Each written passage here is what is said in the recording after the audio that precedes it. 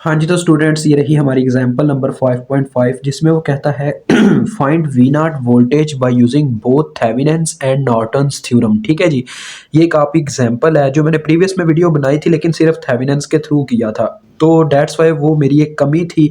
उस वक्त मैं इतना नॉलेज नहीं था रखता, लेकिन आज जिस थ्योरम यानी कि जिस तरीके से आपको समझाऊंगा इंशाल्लाह आपको बेहतर समझ आएगी।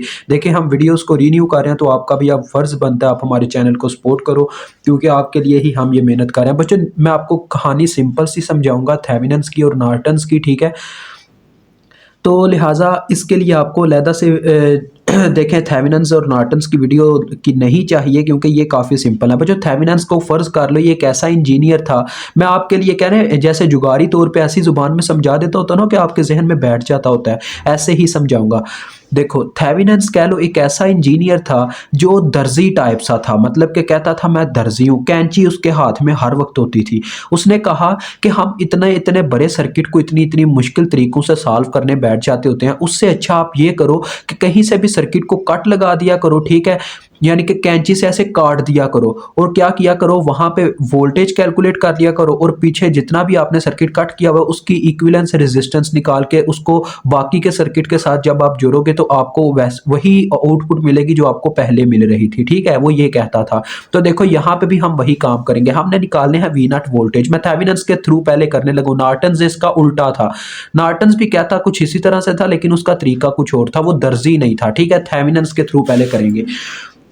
तो बच्चों उसने बोला था थेवेनिन्स ने क्या कैंची लगानी है, तो ये देखो मैं यहाँ पे कैंची लगाता हूँ, इस हिस्से से काटता हूँ, यानी यहाँ से मैंने वायर को काट दिया और यहाँ से नीचे से वायर को काट दिया, ये इतना सर्किट आगे वाला हिस्सा अलहदा हो गया। जैसे मैं वैसे आपको रेजिस्टेंसेस कैलकुलेट करने के लिए ऐसे पता है ना निशान लगाता होता था, कहता था फॉर एग्जांपल हमने इतना सर्किट अलहदा करके देखा और फिर उसको कैलकुलेट किया। यहाँ पे भी जो थेवेनिन्स है वो भी कुछ इसी तरह का काम करता है। तो देखो जो पीछे वाला सर्किट हमने अलहदा कर लिया ना, उसका हम अब जो असर है इस सर्किट के ऊपर वो निकाल लेंगे अलहदा से, ये थेवेनिन्स का कहना था। देखो कैसे निकालेंगे जरा देखिएगा, ये आ गई करंट सोर्स, जितना सर्किट उसने दिया हुआ था वैसे का वैसे आपने ड्रा कर देना जितना आपने कट किया है। बच्चों कुछ आपको बुक वाले ने ऐसे भी करके दिखाया होगा, यहाँ पे कट लगाया होगा, मर्जी आपकी अपनी है, जहाँ पे मर्जी कट लगाओ जैसे आप इजी समझ सको।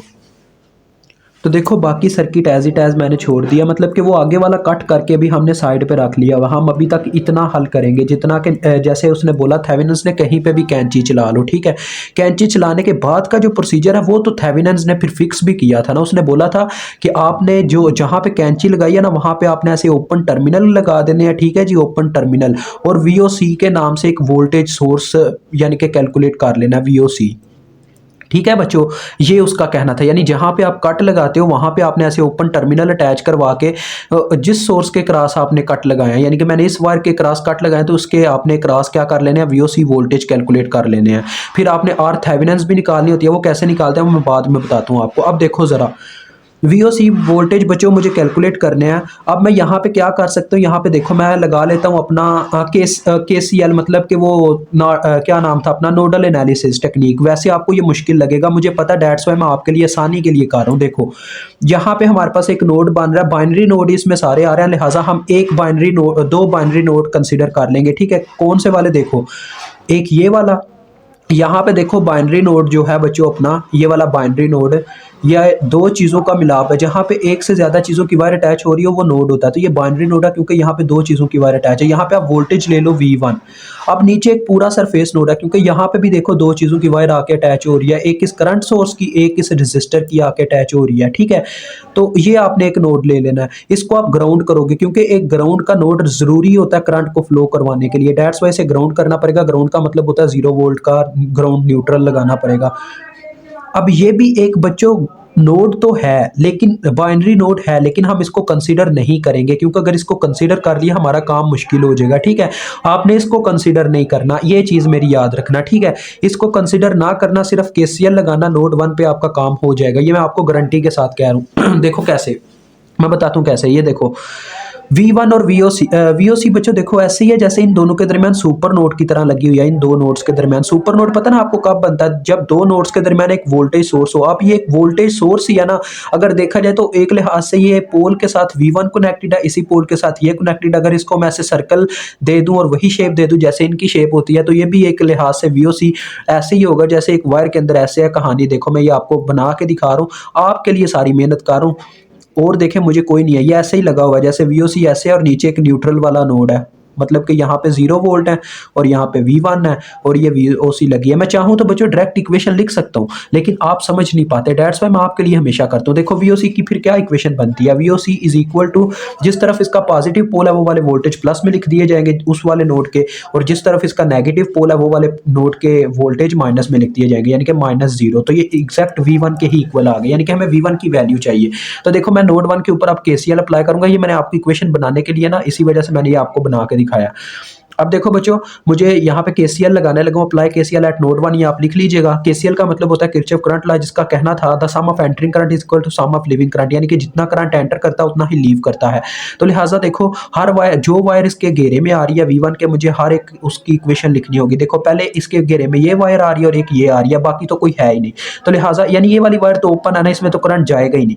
तो देखो यहाँ से मैं वायर को लीव करवाता हूँ क्योंकि मुझे इसमें सॉरी मैं यहाँ से करंट को लीव करवाता हूँ क्योंकि मुझे इस वायर की करंट का नहीं पता क्या है, क्योंकि इसमें मुझे देखे कोई करंट मेंशन नजर नहीं आ रही।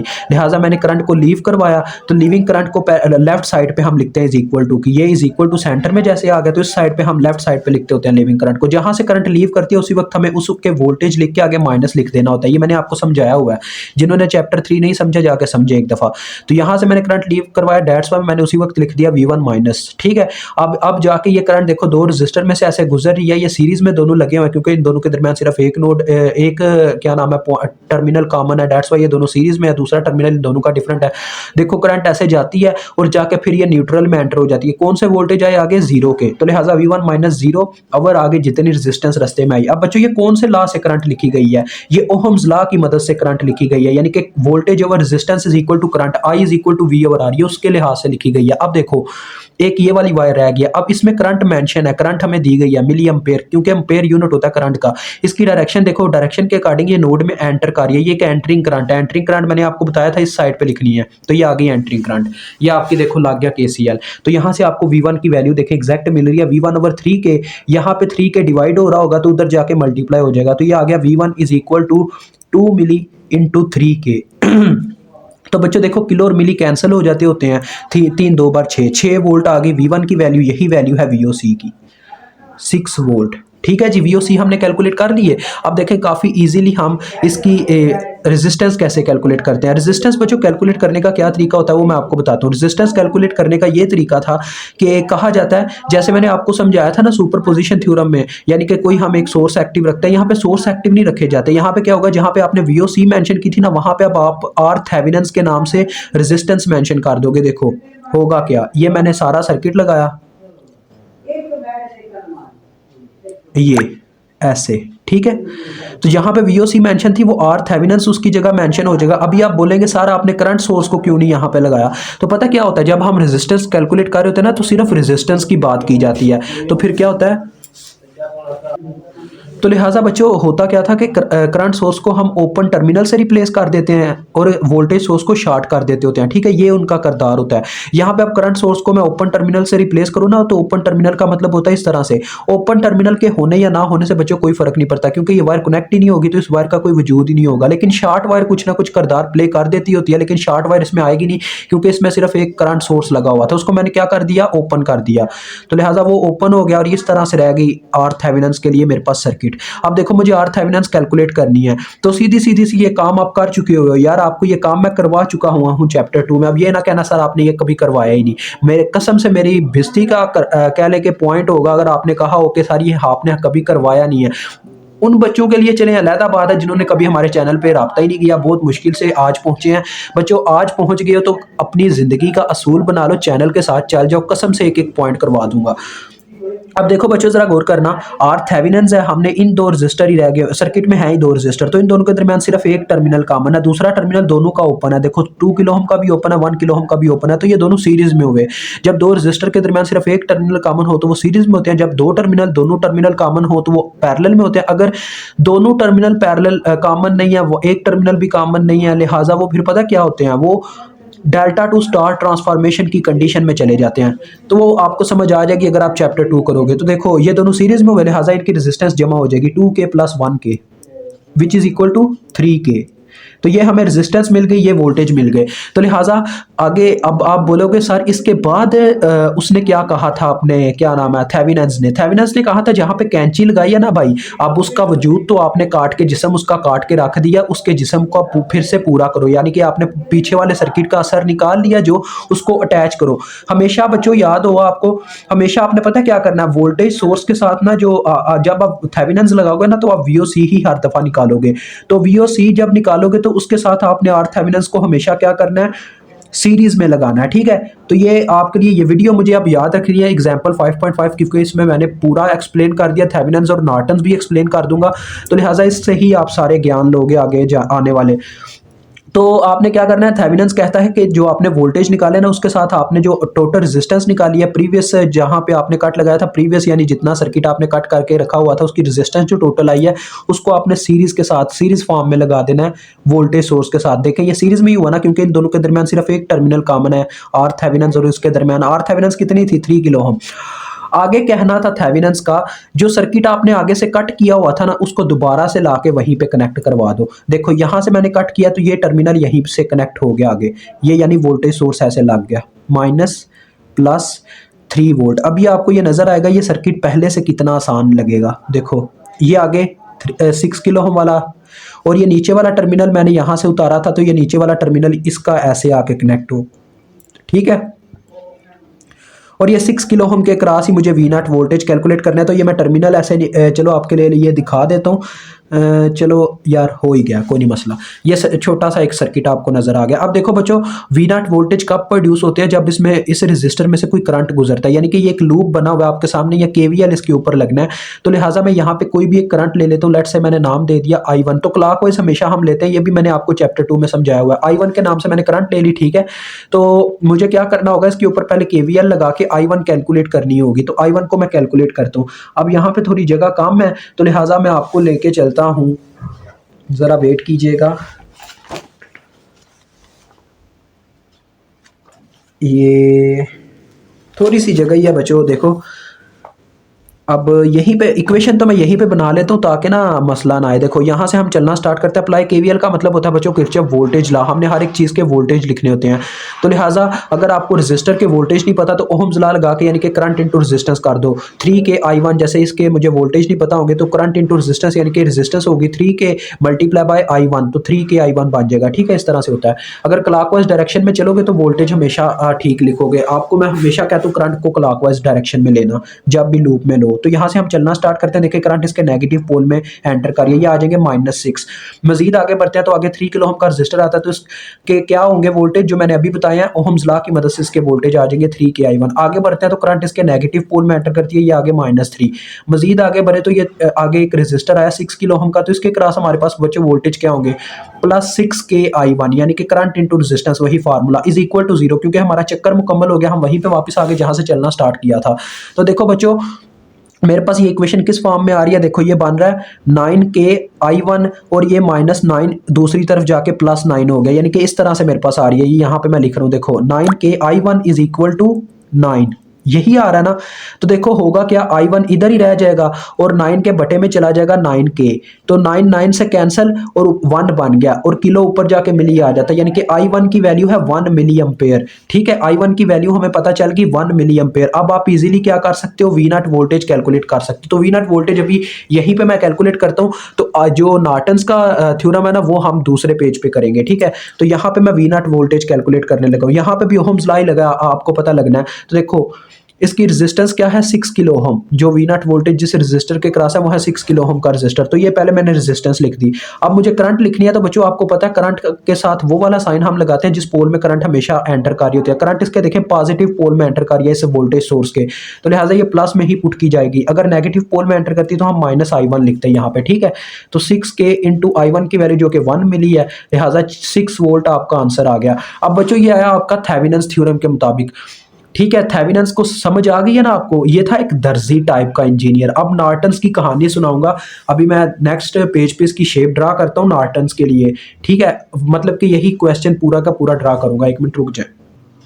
हाँ तो बच्चों ये देख सकते हो मैंने नॉर्टन थ्योरम ऊपर मेंशन कर दिया। अब मुझे यहाँ पे वी नॉट कैलकुलेट करना है वोल्टेज थ्रू नॉर्टन्स थ्योरम, तो ये भी 6 वोल्ट ही आना चाहिए थ्रू नॉर्टन्स थ्योरम भी, क्योंकि आंसर तो वही आना चाहिए ना, ये बस मेथड हो रहा है।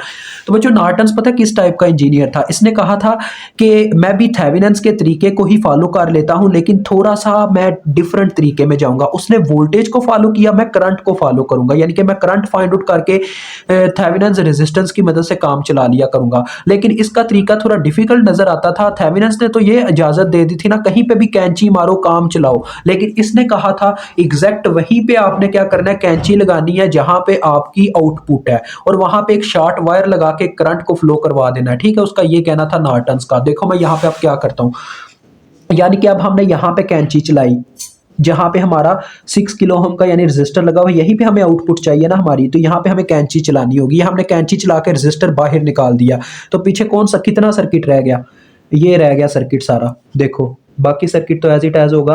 अब मैंने क्या बताया अभी आपको कि नॉर्टन्स कहता था कि शॉर्ट वायर लगानी है। देखो ये टोटली अपोजिट चला उसके थेवेनिन्स के, क्योंकि थेवेनिन्स ने कहा था वोल्टेज के लिए ओपन पोल सर्किट लगा दो ना, इस तरह से उसने वीओसी के वोल्टेज लगाए थे ओपन पोल बना के, है ना। इसने कहा शॉर्ट वायर लगाओ, यानी कि आपको पता है 2 किस्म के होते हैं यहाँ पे काम, एक ओपन वाला और एक शॉर्ट वाला। यानी कि क्या किया, ये थेवेनिन्स ने चुना तो इसने कहा मैं इसके अपोजिट चलता हूं, इसने शॉर्ट वायर चुन ली। ये इस तरह का काम था नॉर्टन्स का। तो देखो एक इसको वैसे बच्चों एक इसको मतलब कह ले फेलियर हुई, यानी फेलियर नहीं थी वैसे सक्सेस ही थी, मतलब इसका तरीका तो कामयाब था ना, लेकिन फेलियर ये थी कि इसका तरीका उस तरह से आसान नहीं बना जितना कि उसको प्रिडिक्ट किया गया थेवेनिन्स को, क्योंकि उसने सब ने कहा कि थेवेनिन्स ने क्या तरीका बताया, कहीं पे भी कैंची लगाओ वहां पे अपना काम चला लो, लेकिन ये कहता था सिर्फ कैंची लगती है तो आउटपुट पे ही लगती है जहां पे आप आउटपुट निकाल रहे हो। देखो यहाँ पे इसने कैंची जैसे लगाई, तो फिर हमें क्या करना पड़ेगा, ये अब सर्किट से अलग हो गया वी नॉट वाला जो रेजिस्टर था। अब यहाँ पे एक शॉर्ट वायर हमने ला के अटैच करवा दी, ये मैंने शॉर्ट वायर अटैच करवा दी, और इसमें आपने नीचे की तरफ एक यानी कि नीचे की डायरेक्शन की तरफ ना डाउनवर्ड डायरेक्शन में एक करंट को फ्लो करवा देना करना है, उसका नाम होता है ISC। ये कहा था नॉर्टन्स ने ISC। बाकी इसका आर थेवेनिन्स हमने वैसे ही निकाला, मतलब कि नॉर्टन्स ने भी कहा था कि आपने आर थेवेनिन्स निकाल के वैसे ही काम करना, लेकिन इसका थोड़ा थोड़ा तरीका डिफरेंट होता गया। देखो इसका तरीका क्या डिफरेंट है, एक डिफरेंस आपने देख लिया, किसने क्या कहा कि सिर्फ आउटपुट पे कट लगा सकते हो और वहां पे आपने करंट को फ्लो करवाना है, ना कि आपने कोई वोल्टेज सोर्स लगाना है। तो यहाँ पे बच्चों आप कोई भी तरीका फॉलो कर लो। लेट्स से हम क्या कौन सा तरीका फॉलो करें, यहाँ पे हम यहाँ पे तरीका कौन सा फॉलो करें जी, रुक जाए बच्चों। हाँ तो बच्चों जरा गौर करो, यहाँ पे काफी तरीका आसान है, देखना जरा। ये मैं पता क्या करूंगा, यहाँ पे नोडल एनालिसिस टेक्निक का थोड़ा इस्तेमाल करूंगा। यहाँ पे देखो हमारे पास एक नोड बन रहा है, क्योंकि यहाँ पे 3 चीजों की वायर अटैच है, एक इस वोल्टेज सोर्स की, एक इस करंट सोर्स की और 2 रेजिस्टर की। क्योंकि मैंने आपको बताया था हमने इस पूरी वायर को एक ही वायर कंसिडर करना है। बाइनरी नोड को आप कंसीडर यहाँ पे नहीं करोगे इस वाली शक्ल में, ठीक है। तो यहाँ पे आप V1 वोल्टेज रख लो, ठीक है। तो देखो बच्चों ये भी एक नोड बनता है, लेकिन ये बाइनरी नोड है, इसको हम कंसीडर नहीं करेंगे। नीचे भी एक नोड बनता है, क्योंकि यहाँ पे देखो बच्चों, यहाँ पे जरा गौर करो, 3 चीजों की वायर यहाँ पे भी अटैच है, ये भी एक हायर नोड है, तो इसको भी कंसीडर कर लो। यहाँ पे आपको ग्राउंड लगाना पड़ेगा, जैसे मैंने आपको बताया था KCL की कंडीशन होती है।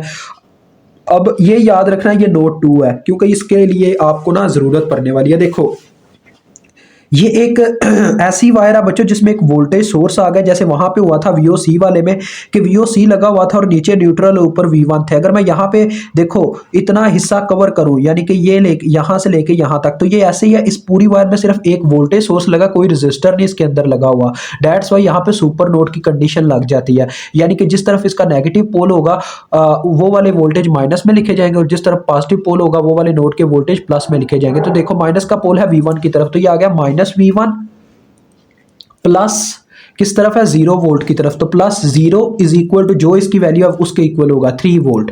तो देखो क्या हुआ जी, V1 -V1 प्लस 0 -V1 ही आ जाएगा, माइनस दूसरी तरफ जाके शिफ्ट हो गया तो V1 इधर रह गया, -3 वोल्ट के इक्वल आ गई V1 की वैल्यू। अब देखो बच्चों मुझे V1 की वैल्यू पता है, मैं आपको समझाता हूँ अब मेरे जहन में कैसे ये तरीका आया, देखना जरा। अब मुझे देखो ISC को कैलकुलेट करना है। अगर मैं नोट 2 की मदद से यहाँ पे KCL अप्लाई करूं, KCL का कहना था ना sum of entry current is equal to sum of living current, जैसे हम वहां पे करते थे चैप्टर 2 की शुरू वाली जो आपके पास प्रॉब्लम्स थी। तो हम क्या करते थे, जिस नोड के क्रॉस मुझे हर एक करंट का पता होता था वहां पे मैं फार्मूला अप्लाई करके कैलकुलेशन कर लेता था।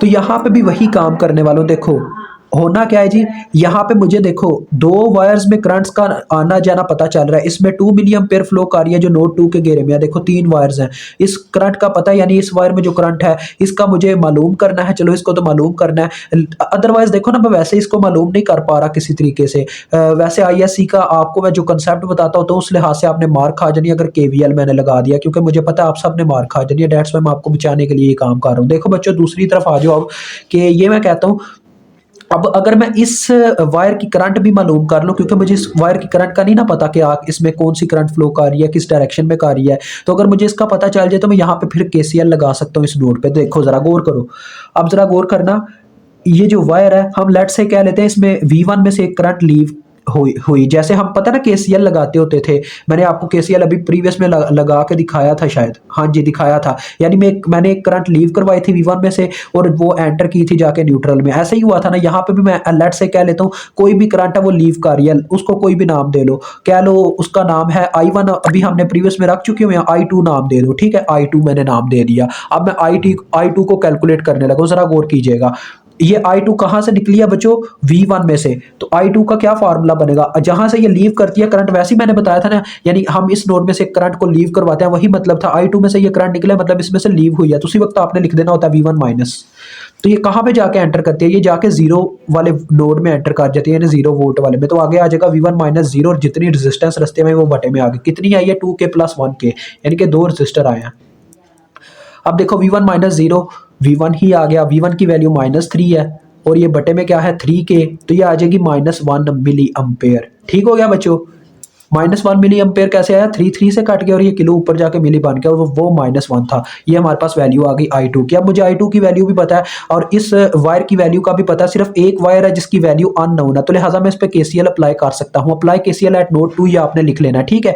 तो KCL कहता है the sum of entry current is equal to sum of living current. इसमें बच्चों कौन सी करंट एंटर कर रही है, 2 करंट्स एंटर कर रही है, देखिए इस नोड के अंदर 2 करंट एंटर कर रही है, एक ISC है और दूसरी I2 BC की जानिब आ रही है, देखिए I2 इसमें एंटर कर रही है, लिहाजा प्लस I2, ये आ गई sum of entering current is equal to sum of living current, यही कहता ना।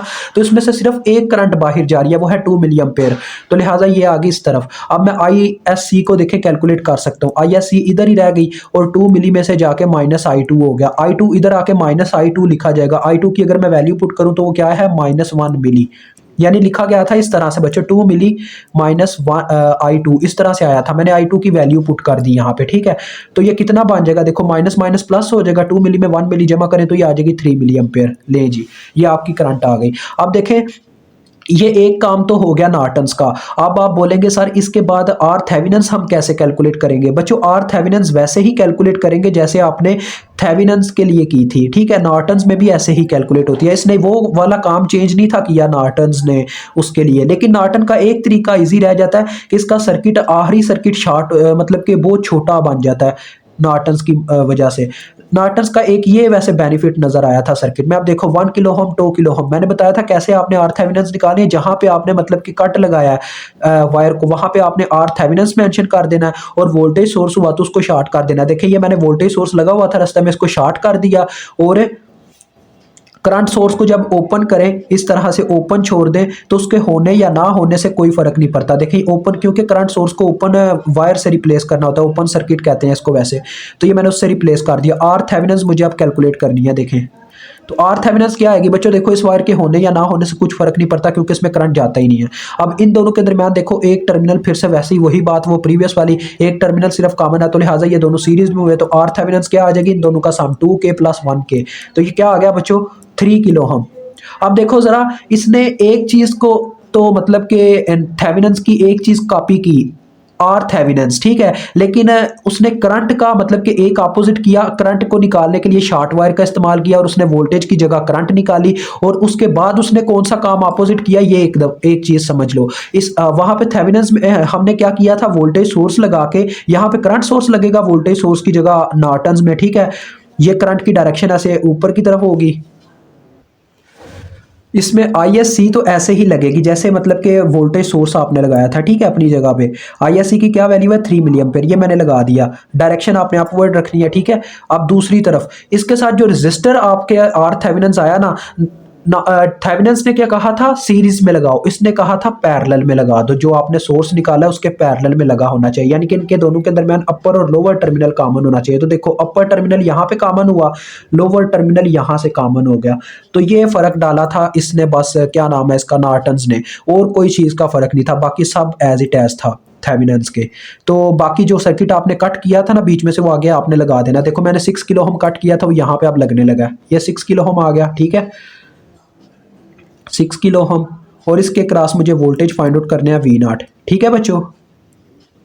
अब जरा आपको इस चीज का तो पता ही होगा, V0 वोल्टेज इसमें कब पैदा हो रहा है, जब इसमें कोई करंट गुजर रही है। तो मुझे इसकी करंट फाइंड आउट करनी पड़ेगी। तो करंट कैसे फाइंड आउट कर सकता हूँ, थ्रू करंट डिवीजन रूल। अब मैंने I2 भी ले ली हुई है, I1 भी ले ली हुई है। लेट्स से आप यहाँ पे कह लो I3 करंट जा रही है, ठीक है, क्योंकि आप पूरे मतलब कि जो आपका पूरा क्वेश्चन होता है उसको कुछ डिफरेंट दिखाया करो ना हर स्टेप पे, दैट्स वाई ये हम काम करते हैं हर दफा। तो देखो I3 मैंने नाम दे दिया, I3 अगर मुझे कैलकुलेट करनी है तो करंट डिवीजन रूल लगाऊंगा। करंट डिवीजन रूल क्या कहता था बच्चों, जिस रजिस्टर के क्रॉस आप करंट फाइंड आउट कर रहे हो उसके पैरेलल ब्रांच की रेजिस्टेंस ऊपर रखो। अब 6 किलो ओम के पैरेलल में कौन सा रजिस्टर लगा हुआ है, ये वाला रजिस्टर, क्योंकि इनका अपर और लोअर टर्मिनल दोनों का कॉमन है। मैं वायर का वर्ड इस्तेमाल कर रहा था, चले आपके लिए फिर से वायर का ही वर्ड इस्तेमाल करता हूं।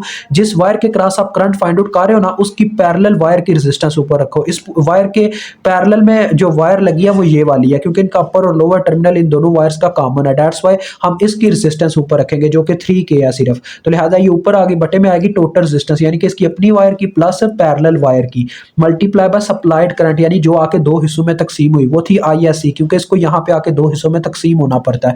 लिहाजा ISC से मल्टीप्लाई करवाऊंगा जिसकी वैल्यू 3 मिली है, मैंने एग्जैक्ट वैल्यू ही पुट कर दिया। I3 इज इक्वल टू, देखो बच्चों ये आ रहा है 3K ओवर 9K, 3 एक बार 3 3 बार 9, 3 3 से गया, तो लिहाजा ये 1 मिली एम्पेयर आपके पास आ गई I3, ठीक है। अब देखो V0 वोल्टेज में कैलकुलेट करने लगा, अगर इसका आंसर सेम टू सेम आ गया ना, वही जो थेवेनिन्स से आया था, लिहाजा नॉर्टन्स हमने बिल्कुल ठीक किया।